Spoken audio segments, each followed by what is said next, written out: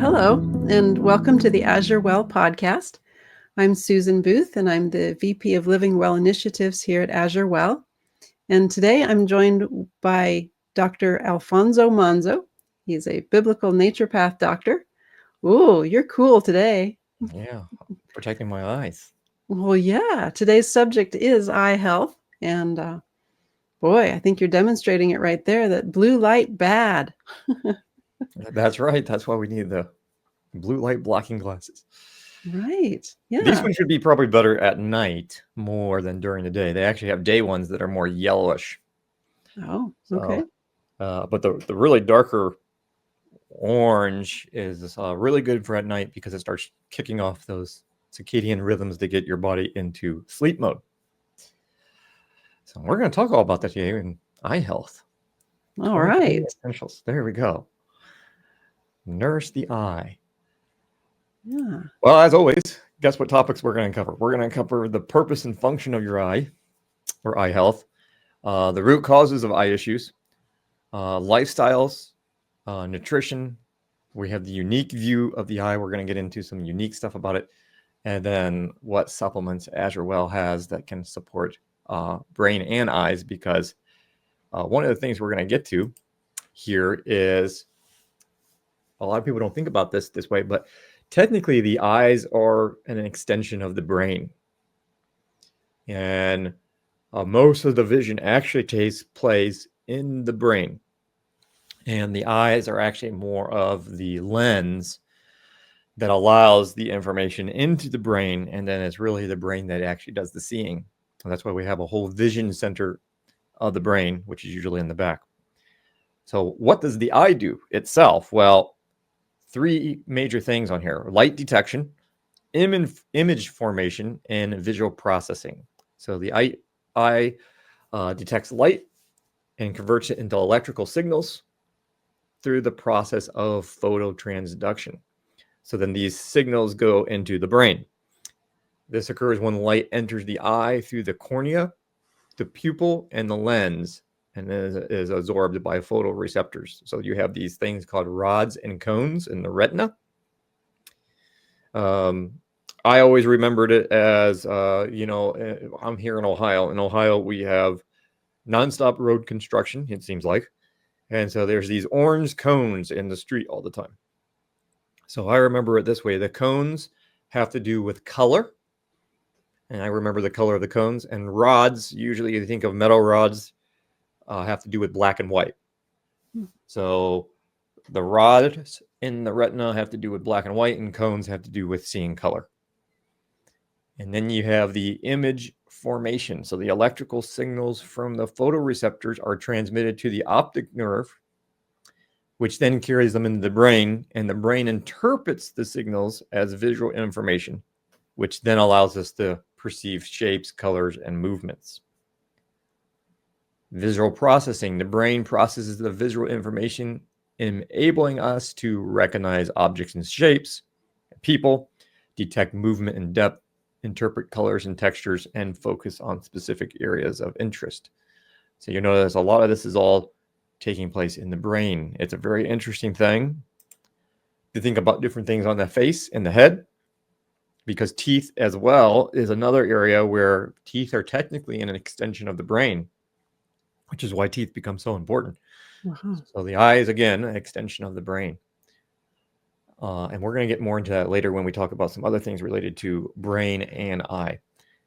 So in addition to vision, the eyes also have these functions, which is depth perception. The eyes work together to provide a stereoscopic vision, allowing you to perceive depth and distance. So that's important to be able to see how close something is and how far away it is, especially when you're driving or walking. You don't want to be running into things.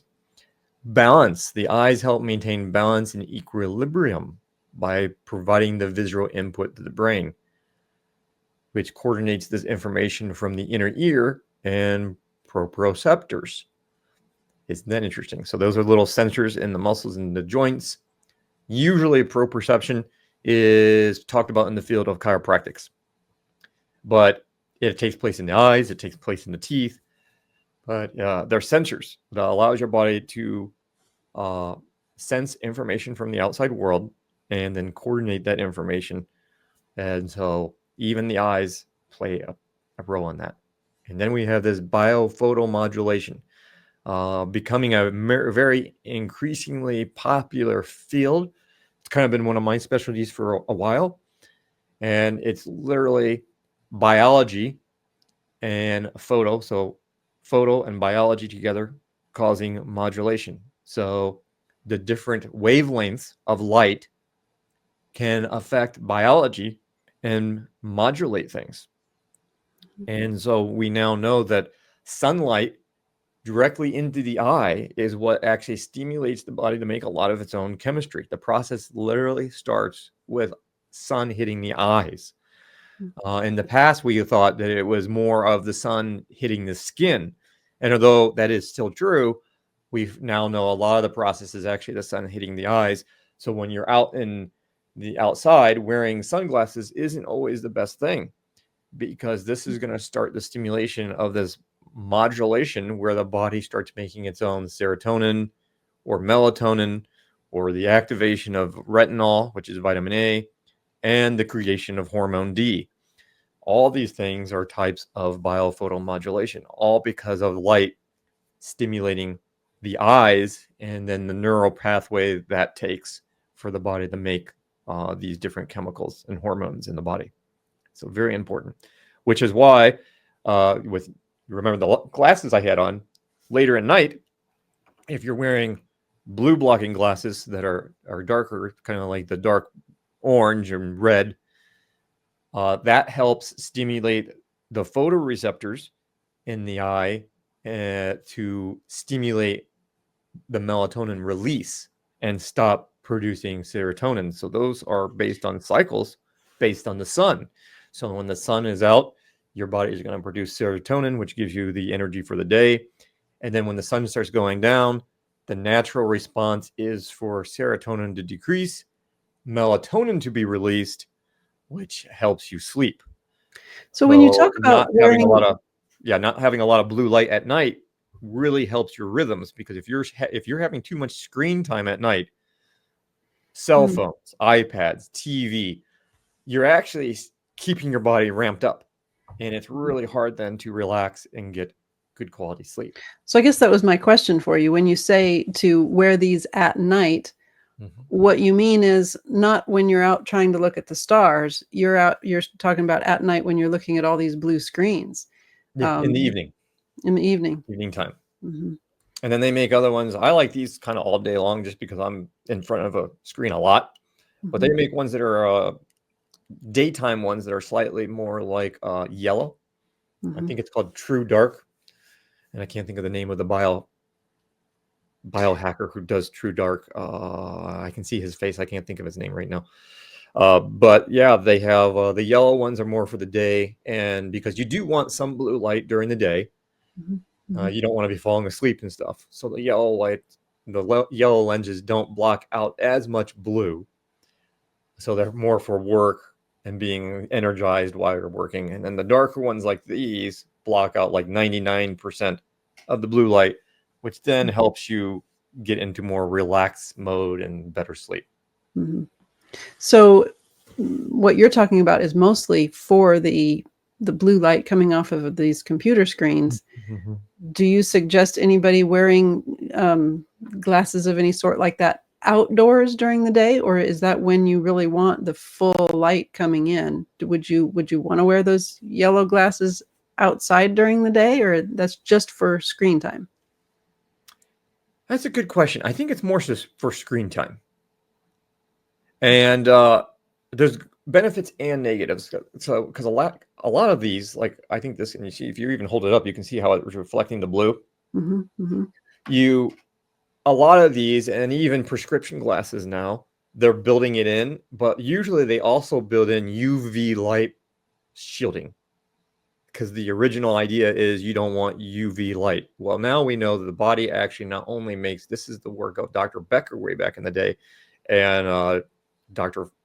Jack Cruz. We now know the body makes DC current. We also know the body makes UV light, body cells. So this idea, is the UV light really what's bad in giving us cancer? Is it really the sun? Or is it because we're slapping all kinds of chemicals on us and then going out in the sun and letting these chemicals bake into our skin? So what we're finding is you need the full spectrum light, which includes UV, for your body to make a lot of your proper hormones. So going outside with glasses that are going to then block UV too and not allow full spectrum into your eyes are actually not going to help you much. Now, there are some instances where people have like a neurological problem where they just can't handle the light. Well, maybe this would probably be better than sunglasses. But because So the is there a sunglasses are difference? going to really block everything. Is there a difference between looking at a blue screen versus looking at the blue sky out there? And yes, there is, because most of the blue screens are LED light. And so, or flat screens, we call them liquid crystal displays, right? Which they actually came up with that because of quantum biology, where they studied that your cell membrane is a liquid crystal. Wow. And then that's when they eventually figured out cell phones, because of how cells actually communicate. The liquid crystal on the outside of the cell is able to receive information from the outside world through light, wavelength, frequency, vibration. And those stimuluses actually cause physiological changes within the cell. And that's when they realized, oh, it's not just chemicals that can make physiological changes. It's literally light, sound, frequency, vibration. And so then that's when they realized cells communicate wirelessly. And now we have cell phones and all this modern technology. But these screens with the LED light and such, they actually flicker. You don't really see it unless you try to record it with a phone and something and play it back slowly. But they have a really high flickering rate. And this all, Dr. Jack Kruse talks about this too. This all gets into DARPA and the military industrial complex and how they studied using flickering blue light to affect brain function, including altering your memories with blue light. So there's a lot of reasons why we really want to limit the amount of blue light that we're being exposed to, because it plays a lot of functions on how your brain function really works. And it sounds like it's more than blue light in the sky. It's just the color blue, which can have very positive effects. Yeah, so it sounds like it's the reflected color blue is different than this Artificial blue screen time artificial blue. Okay. Yes. Good to know, because you wouldn't think that God would make No. a color and make and paint the whole sky that color when it would be bad for you. But you're saying that we've even seen, you can look this up online. There's used to be videos like on YouTube and stuff. They have people, something like Parkinson's. I don't know if the video actually said, but these people were shaking and trembling very bad, and their gait is really bad. So when they go to walk, they're just all over the place. They can't walk in a straight line. And they take glasses that are different colors. They're literally just a shade. And they put a light blue glasses on the person, and the shaking and the trembling completely stop, and the person can walk absolutely perfectly straight. You take the blue off, and they're shaking and trembling again. Put the blue back on, and it calms it down. So that's where color therapy comes from. There actually really is benefit to real colors from nature, but we don't want synthetic, artificially made light that isn't really giving you the beneficial. Good. Thank you for making that differentiation. That's good. Fascinating subject of light, all related to the eye. Another one. This is the neuro-opsins. So the body has neuro-opsins, which are a class of light-sensitive proteins, specifically a type of opsin found in the brain and other parts of the nervous system. They are involved in non-visual light-sensitive processes and are different from the opsins found in the eyes, which are primarily responsible for vision. So neuro-opsins are involved in regulating various physiological processes in response to light, including the circadian rhythms, hormone secretion, and neurological functions. So you're going to notice non-visual. So this means it's outside of this very small visual spectrum of light. So if you look at the light spectrum, there's just a really small sliver of it that we can actually see, and we call the 7 colors of the rainbow. But that's an interesting and fascinating topic to think about.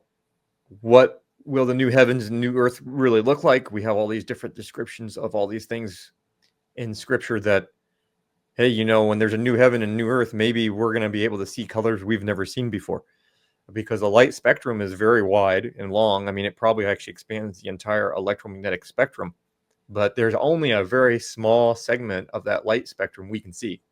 Same thing with sound. There's a very small segment of sound we can hear, and we know animals can pick up other sounds that we can't.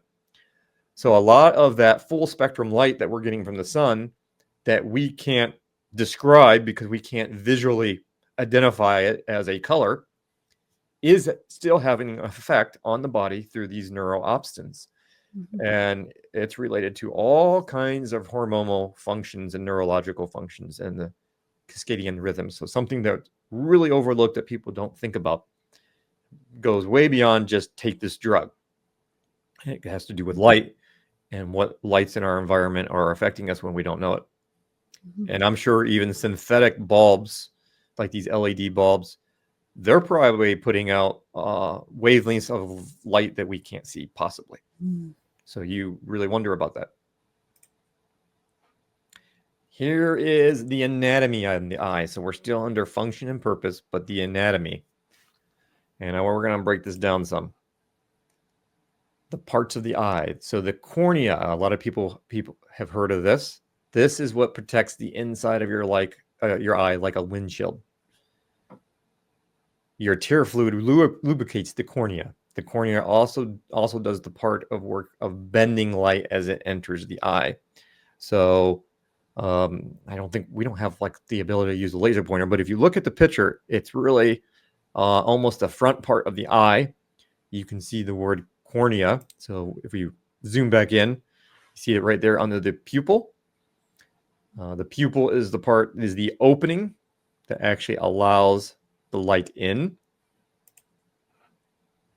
Then you have something called the sclera. That is the white part of your eye, and it helps form the general shape and structure of the eyeball, making it nice and round. At least it's supposed to be.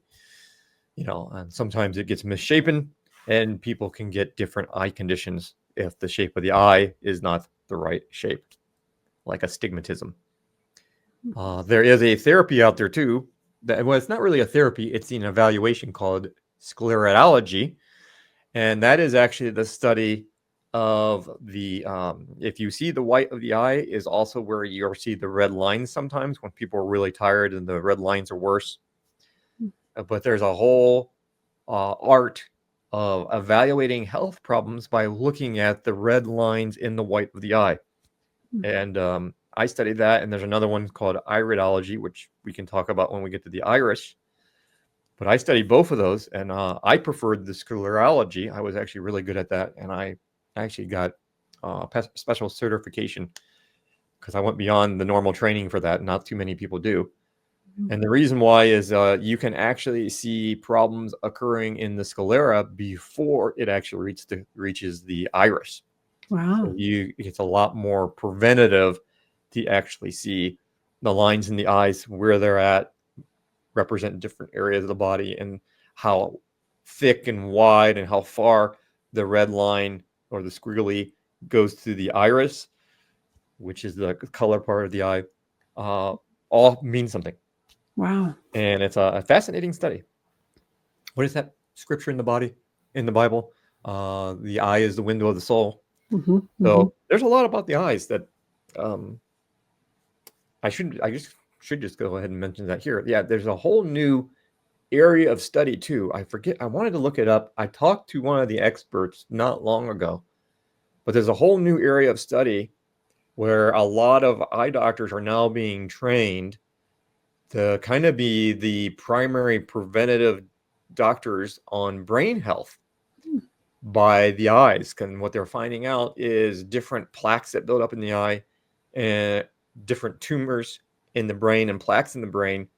The shape and function of that tumor or plaque in the brain is reflected into the eye. And if they start seeing certain things in the eye, they can actually predict what's going to happen into the brain. And it occurs in the eye first, but then after a number of years, it will start appearing in the brain. So there's actually a whole study on that now, on how you can actually use the eyes to predict brain issues. Amazing. So we just need to get eye doctors trained in that. Mm-hmm.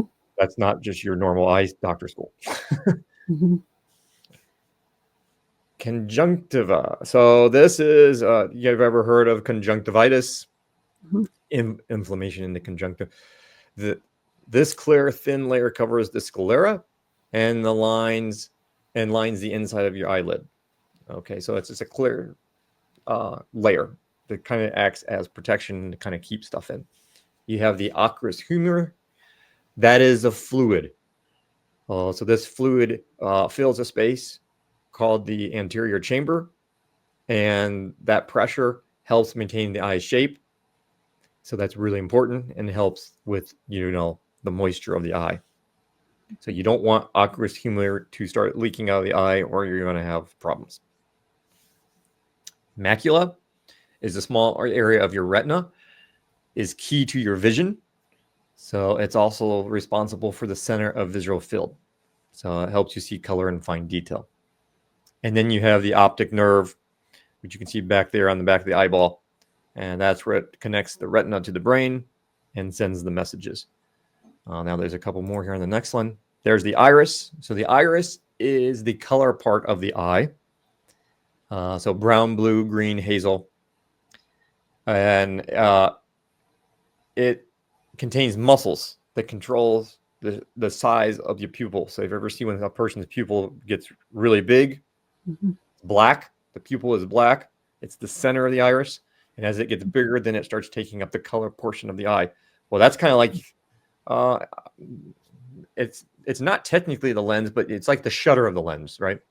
So if you think of a camera lens and then you have a shutter, the shutter closes. So the pupil is kind of like, and the iris are basically the shutter on the lens that opens and closes, how much light is actually coming in to the eye. And then, of course, you actually have a lens that covers over the eye. And then you have the vitreous humor. Now, this is a clear gel-like fluid that fills the space between the lens and the retina. And it also helps hold the shape of your eye. So that is another form of liquid in the eye you do not want to lose, or you're going to have problems. And I think that's the big issue with, I don't know how many people have ever heard of, if you get something sharp in the eye, like an X-Acto knife or something that you don't want, a lot of times they have to leave it in until you get to the hospital.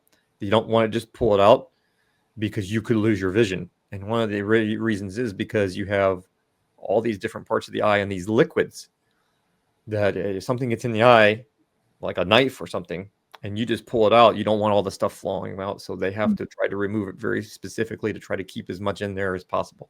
And then you have the retina. Now, a lot of people have heard of the retina, and guess what retina needs? Retinol. Okay, so this is a thin layer of light-sensitive cells at the back of your eyes that converts light into electrical signals. So it contains the rods and the cones. So isn't that interesting? So remember how many times in other podcasts we have talked about the importance of retinol for your eyes and for your hormones. And this is why, because the retina itself is light sensitive and it converts things to electrical signals. So this ties right into those neuro-opsins. So the neuro-opsins have a critical role with retinal pathways in the body, because there's all kinds of different retinols in the body that get broken down from the A. Now we're going to jump to the next category. So root causes of eye issues. Well, you've guessed it. We've talked about this before. Number one is going to be nutritional deficiencies. So obviously, the vitamin A is going to be really big. Now, I have a whole nother slide that we're going to talk about the nutritional issues that the eyes need. But nutritional deficiencies, big. Toxins. Well, obviously, if the eyes are a main function of the body to see. They're directly connected into neurological and brain. So toxins build up, and they build up on the nerves or the brain, or even get into the eyes. You're going to have problems. Gut-brain health, because both the gut and the brain are directly related to the eye. And we're going to see that a little bit more when we get to the energy pathways and how they go through the eye. But you're going to see there's a direct correlation between gut health and brain health to the eyes. So we're starting to see more and more what the Bible maybe possibly means when it says the eye is the window to your soul. Maybe the eyes are telling us a lot more than we think when we start having eye problems. Hepatic issues as well. So that's liver, gallbladder. You're going to see there's another direct correlation between those systems in the body and the energy pathways, and what does the hepatic system do? It has to do a lot with fats, right? Especially the gallbladder part, breaking down fats, using fats, fat-soluble vitamins. We're going to talk a lot about the EPAs and the fat-soluble vitamins and how important they are for eye health. And of course, it has to do with toxins in the body. So if the liver and gallbladder is not working, then you're going to have a problem getting toxins out, and multiple issues there. EMFs and blue light, which we talked about there in the beginning, how important it is to really protect your eyes from that blue light, especially if you want to keep your hormones and the circadian rhythms right. We're at a disadvantage now. Everything's different. The first major change was when we actually got electricity in the house. It used to be we were dependent on the sun for our lifestyle.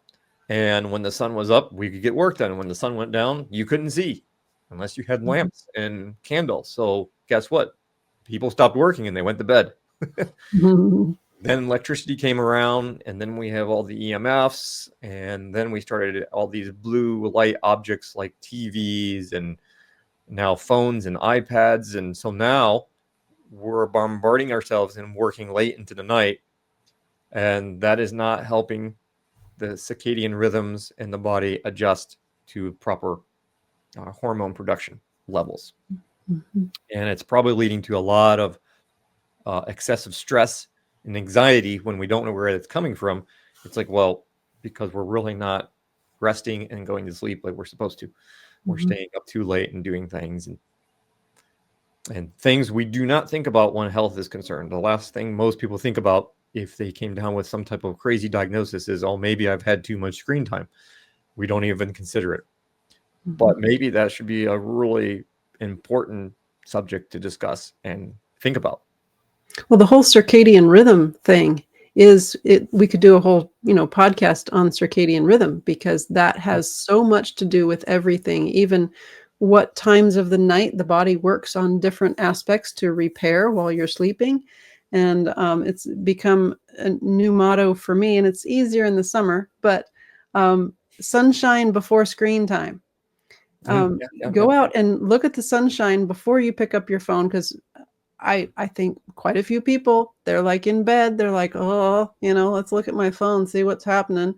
No, get up and look at that sunshine first before you get on your phone, and then make sure that you put on the blue blockers in the evening when you still want to, look at your screens and you're not quite ready for bed. But yeah, the circadian rhythm is really important to health, and I think we overlook it because you just try to push through and stay up late and burn the midnight oil and all that, and it's not really good for you. And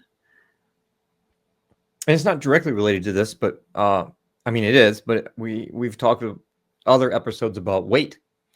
So one of the things that people don't think about, and this is what Dr. Jack Kruse is really talking about, because when he first got into this, he's a neurosurgeon, and I think he started out as dentistry, I think.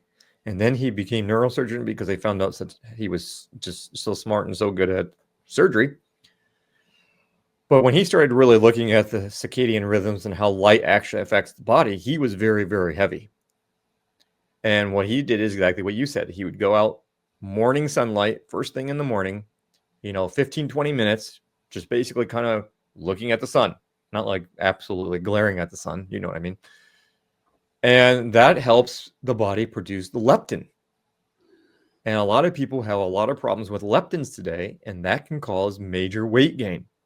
So he started losing all kinds of weight and getting back in shape just by going out into the sun every morning and getting sunlight. So something to think about.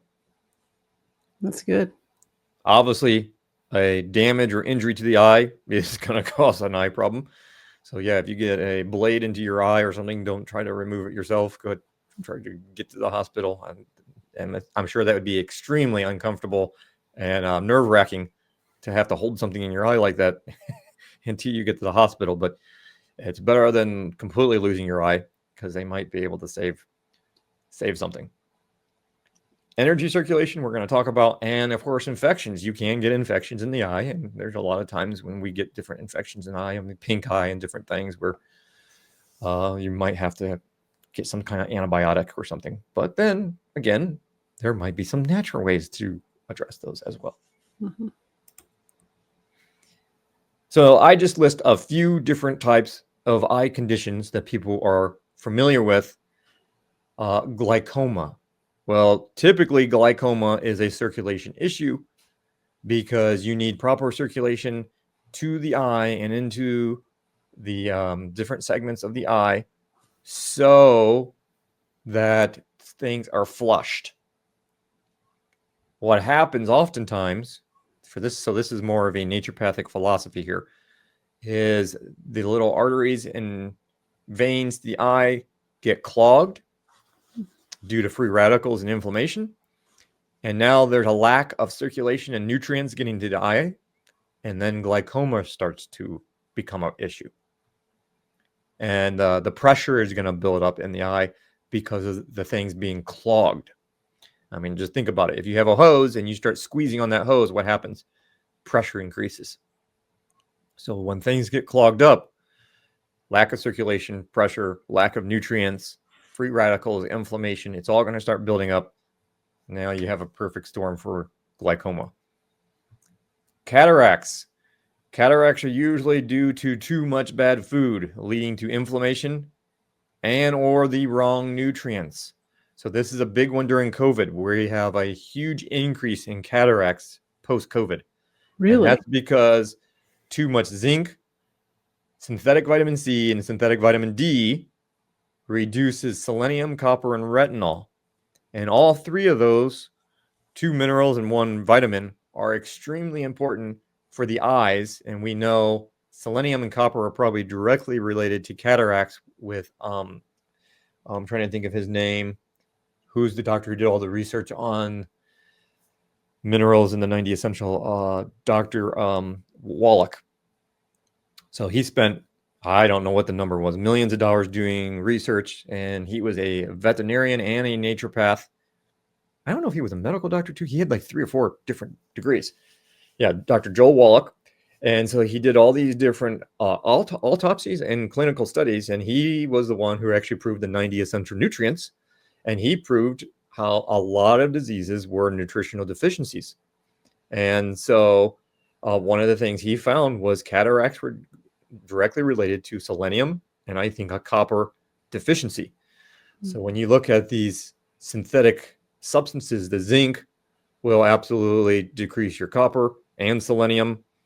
And then your retinol, or your D, reduces retinol and selenium and copper, and then vitamin C reduces the retinol and thus selenium and copper, because all these things work together in the body. They're never isolated, right? In nature, things come together. And so we have this whole ceruloplasmin and the iron copper recycling, but it needs retinol. So there's a whole package, and copper does get balanced with selenium. So there's this whole thing here where these key minerals and vitamins are working in the body. And when we take too much of the synthetic stuff, it reduces the good stuff. And then all of a sudden you start developing the problems of like the cataracts.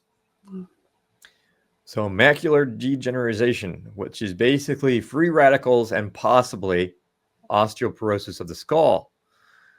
Remember, the eyes are an extension of the brain. So what happens with osteoporosis of the skull? the skull loses calcium, and the little nerves that come off of the brain have to go through these little holes in the skull. The nerve goes right through. And so when the skull loses calcium and becomes softer, the openings, foramens, they call them, these can kind of get soft and then put more pressure on the nerve and cause different problems of the face.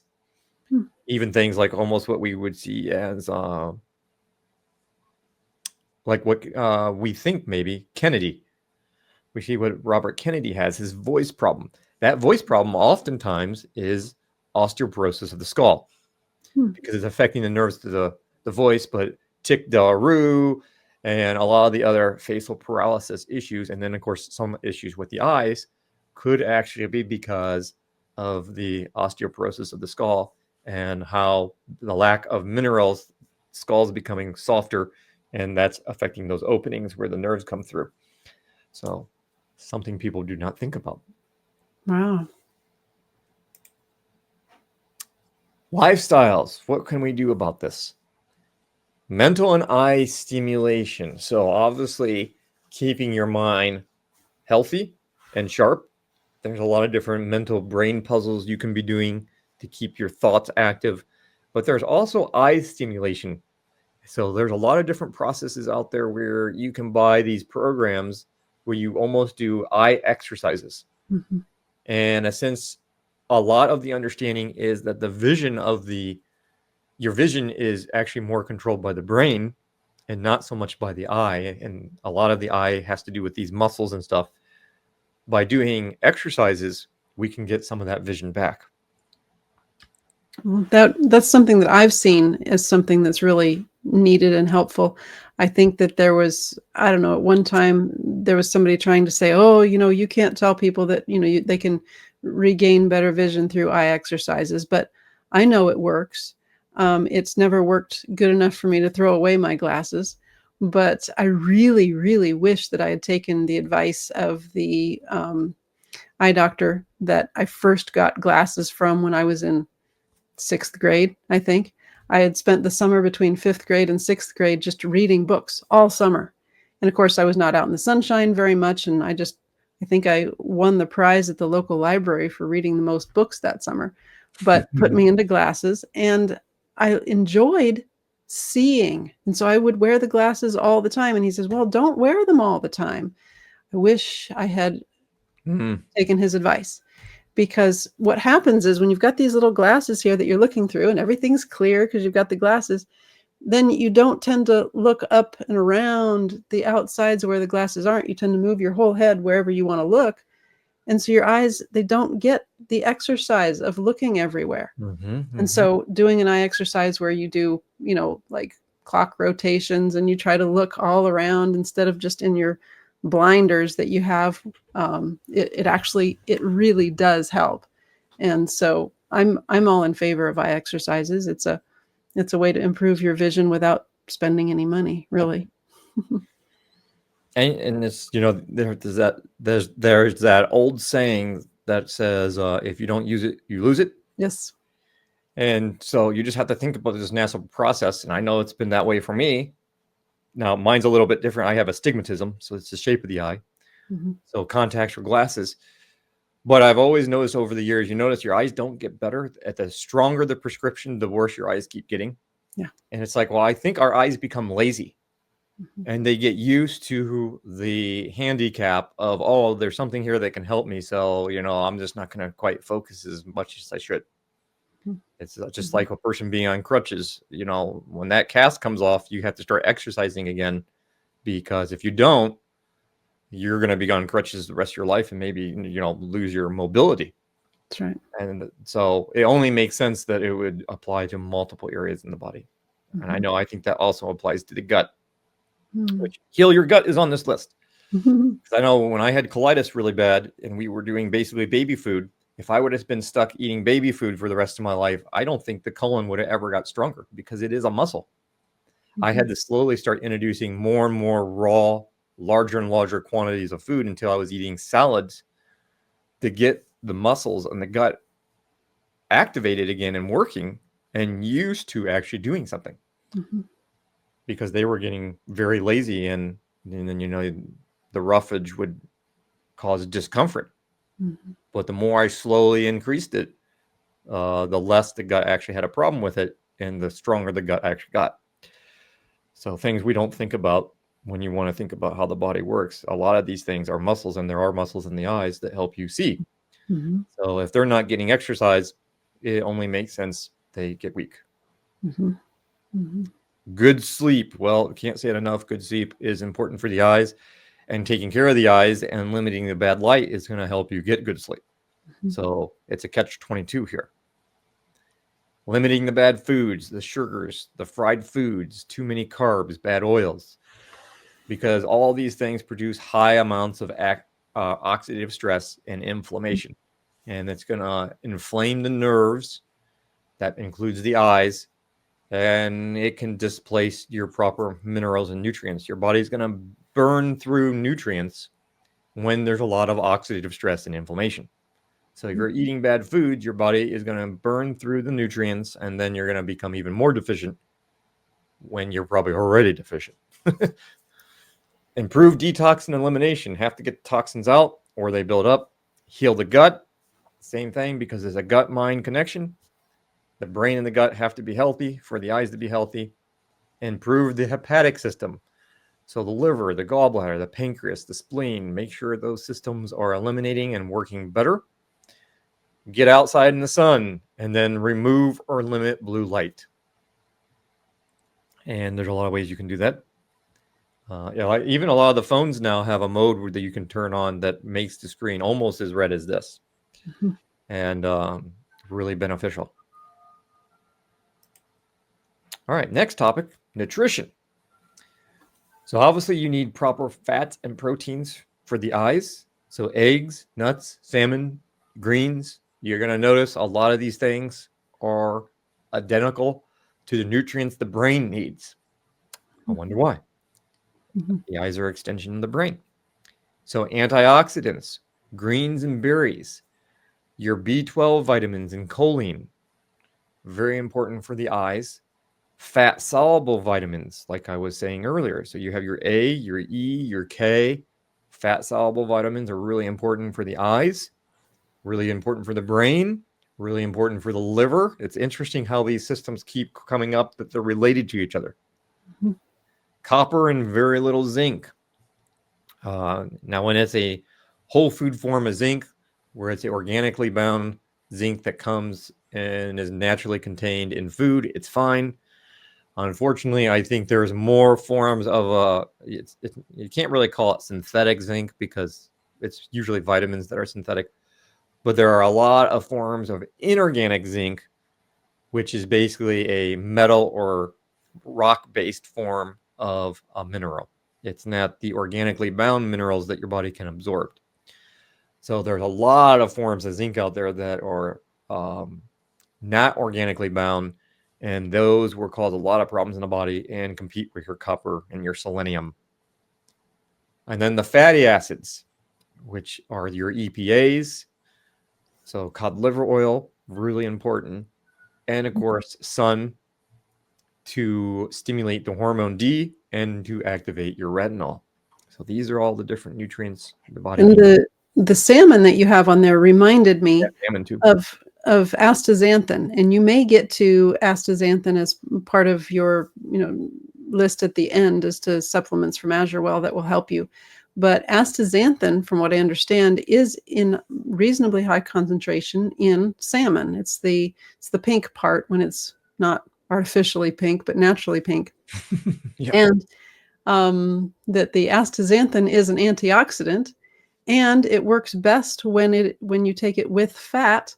So that combination there, salmon, antioxidants, fat soluble vitamins. Yep. It's interesting that you can get that from your food. Yes. All right, the unique perspective is next.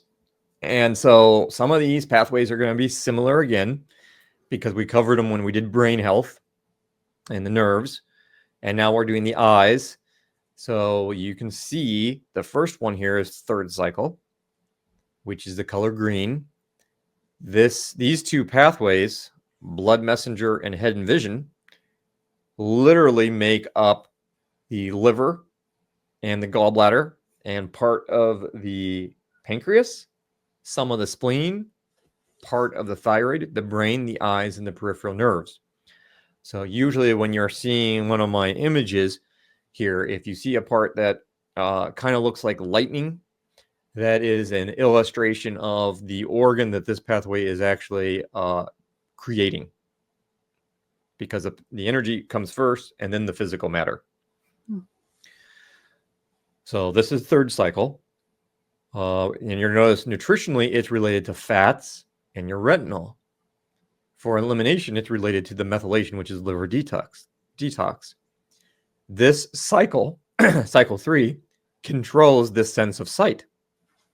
So it's probably the cycle that's most directly related to the eyes, although there are others because of how the pathways flow. And of course, the emotion here is anger, frustration. So it's interesting that when we get angry and frustrated, how we see things might not be as clear as they should be. Yeah. Isn't that nice? The symbolic creation here that God created in the body of how the body works is really quite fascinating. The next cycle would be fifth cycle. And as you can see, the one pathway, heart, sound assimilation, kind of goes around the eye, still related to the eye, but the heart pathway goes directly right through the eye into the brain. And so fifth cycle is red. You can see it actually forms the heart, part of the thyroid, the brain, the eyes, peripheral nerves, facial nerves, small intestine, parathyroid, bone, thymus, ears. So nutrition-wise, this is more the iron and the magnesium, which I think there's a lot of times when the iron is building up in the eyes as well. I have seen that, and it affects people's sight. The elimination is the intestines. The sense is the sense of touch, and it's the emotion, shame of performance-based. But again, this is directly related to the eyes. And the last pathway that's related to the eyes, and you can barely kind of see it here, how it relates to the eyes. It kind of goes through like almost the corner of the eyes, is the immune, vitality, messenger pathway, and mouth consumption. Now, those two pathways are both a first cycle pathway. So I don't think we've ever talked about first cycle before. It's yellow, controls the stomach, pancreas, spleen, central nervous system, the lymphatic system, the immune system, the skin. This is the main cycle of the body that takes your solar energy and turns it into bioenergy. Specifically, that immune vitality messenger pathway, that is one of its major functions, is to turn solar energy into bioenergy. So taking energy from the sun and turning it into a bioelectromagnetic energy for the body. So I see that first cycle are probably directly related to the neuro-opsins in the body. Now, you'll notice that this is another one of the cycles related to copper, because copper can be related to fourth cycle, which is blue, but it's also related to first cycle because I believe copper has some functions of being activated by sunlight and how it works. This might get way off in a rabbit trail, but I don't know if it does, because we are talking about eyes and somewhat brain health. But there's a prions. A lot of people have heard of prions. Back in the day, it was kind of a fear tactic that we were taught that these prions were these. Well, no one really knew what they were at first. They thought maybe they were misshapen proteins, but they caused a lot of damage to the brain. And we heard about it from mad cow disease. And they almost act like parasites because they eat up the brain and stuff. And then we realized that they're just damaging the brain because they're misshaping proteins. And so there was a lot of misinformation that this was from these mad cow disease, and we fed cows, and then we created this whole disease. Well, now we found out that prions are naturally occurring in the body as misshaping proteins, and they work perfectly normal when copper's attached to them. And when copper's attached to them, they store up energy from the sun, and turn it into bioelectromagnetic energy.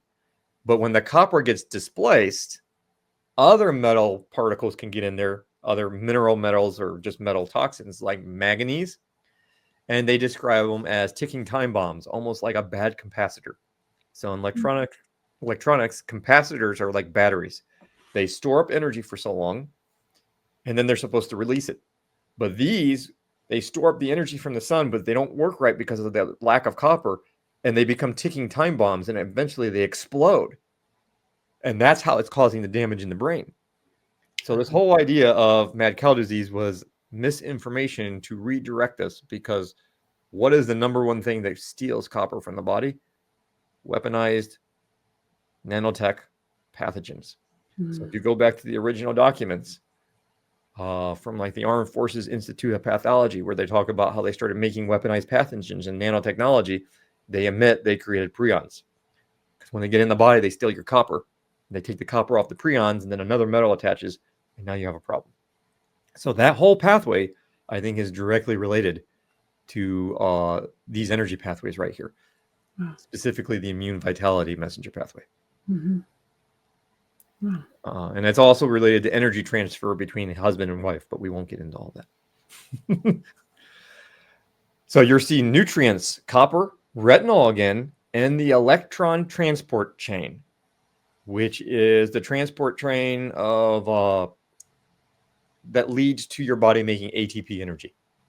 So the main energy for the cell has to go through this electron transport chain, and that is directly related to first cycle functions. So for elimination, it's some hepatic, and it's skin sweat.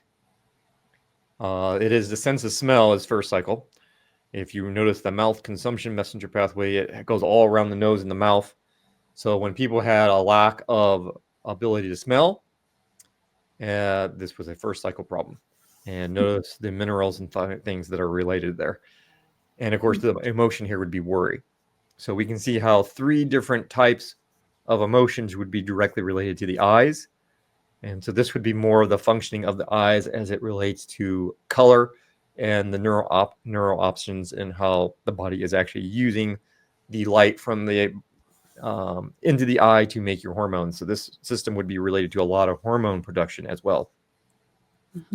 As you could see, it would go through a lot of your different organs, endocrine gland organs, like the thymus and the thyroid. And on the back, it would probably be a little bit through the kidney area.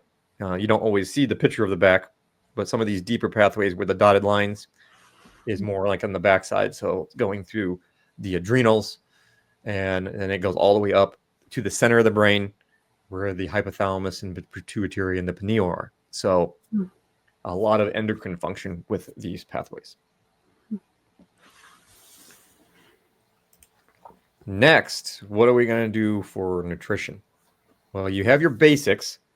So basic nutrition with Azure, the copper and the fat. So the core copper and the Alaskan cod liver oil is a great place to start to get those basic minerals, fatty acids, fat-soluble vitamins in there.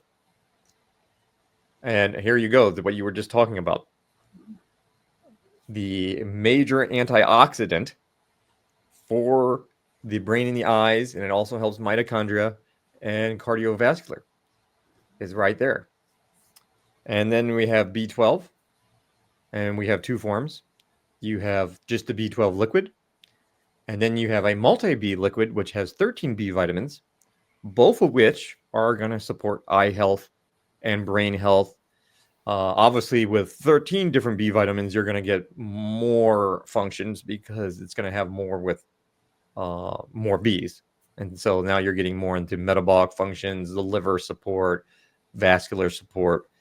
So all these would just be basic nutrition for the eyes. And now we're okay, more specific here. So now we're into eye support supplements that are very specific to the eye. And of course, the first one is called Advanced Eye Support. So not too hard to figure out. And so this one's going to have eye support, retinal health, photoreceptor health, and visual acuity. So very powerful formula. A lot of great stuff in there. Nerve support. So this one more is for calming the nerves. It really helps with calming the neurotransmitters, neural energy support, neural health support. It has a lot of phospholipids in there. The phospholipids are kind of like fat soluble. I mean, they're fats, so they're really going to help with cellular membranes and nerve functions. So since the eyes require a lot of nerve transmission, you have to have healthy nerves for the eyes to be healthy or for vision. So there is nerve support. Also helps the brain because the brain is highly neurological. NAC, antioxidant. That's kind of a powerhouse.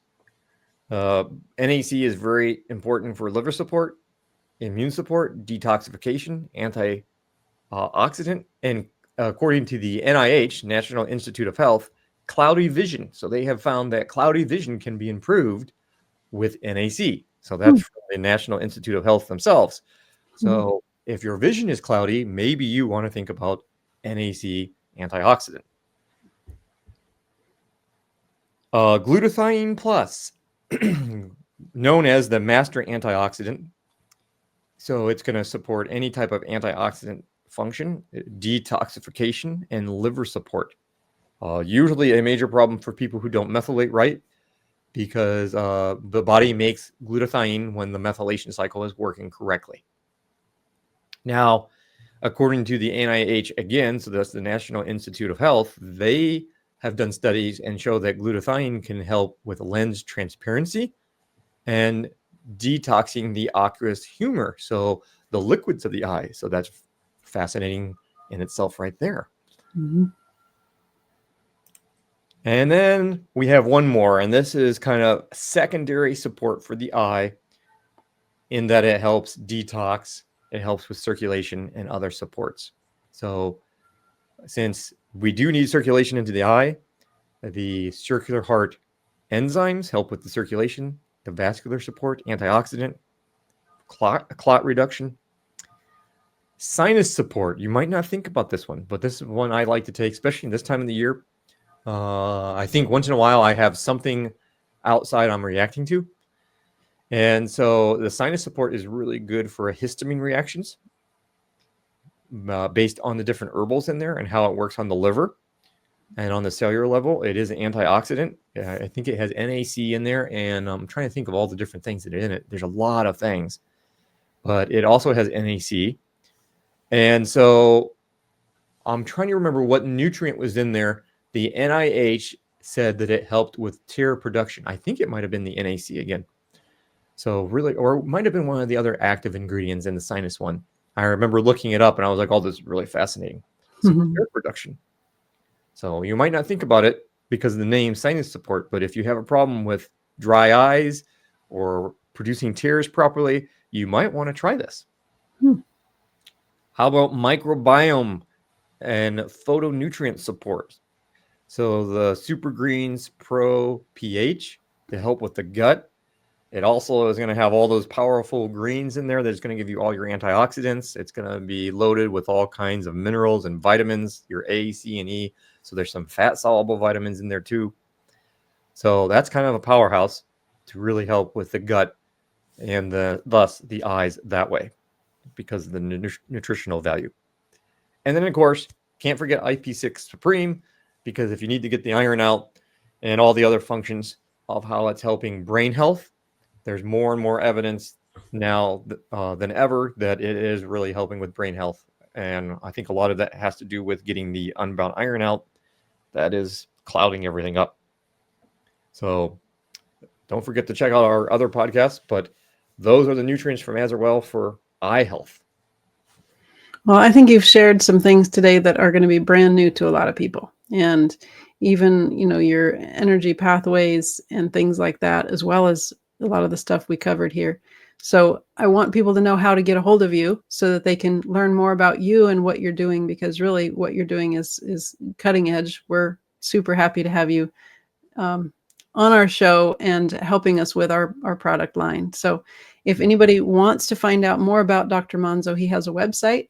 It's drmonzo.com. So drmonzo.com. And there's lots of good information there, lots of links to how you can work with Dr. Monzo and or his clinic and the other practitioners that he's working with to try to get this information out to more people. So great resource there. I just remembered something for our newsletter, which I can announce here. We finally brought back the old Alphonzo Body Show radio. So I was on a radio show between 2015 to I think 2017. I think I have about 40 hours of radio shows on different topics of natural health. And what happened is the radio show went away, and then we didn't have any place to put the all the recorded shows. So I finally got them all uploaded to a website that's hosting them. And so now they're all on the Dr. Monzo website. I think it's under media or something. You can find the old Alphonzo Body Radio Show, and they're all listed and with descriptions on what each show is about. But some fascinating information there, and really interesting because I was listening back through some of them and just sitting there like, wow, did I say this 10 years ago? Oh my God. I've been consistent for like 10 years here. I'm still saying some of the things because it's still true. That was kind of way ahead of the time. So a great resource for people out there. I know a lot of people have been asking, what happened to the radio show? And we do have plans on maybe extending and making new episodes. So looking forward to maybe that. Well, that's good. That's good. No, well, we're glad you're here to help us out with this and to educate people here and help people learn those truths that you're right. If it's the truth, it's not going to change in 10 years, you know. And if people are getting well and getting better off of the suggestions that you've made and now the products that we have, then that's all worth it. So, yeah, absolutely. Super happy. Well, thank you for joining us today, Dr. Monzo. This was great. Appreciate you. I enjoyed it.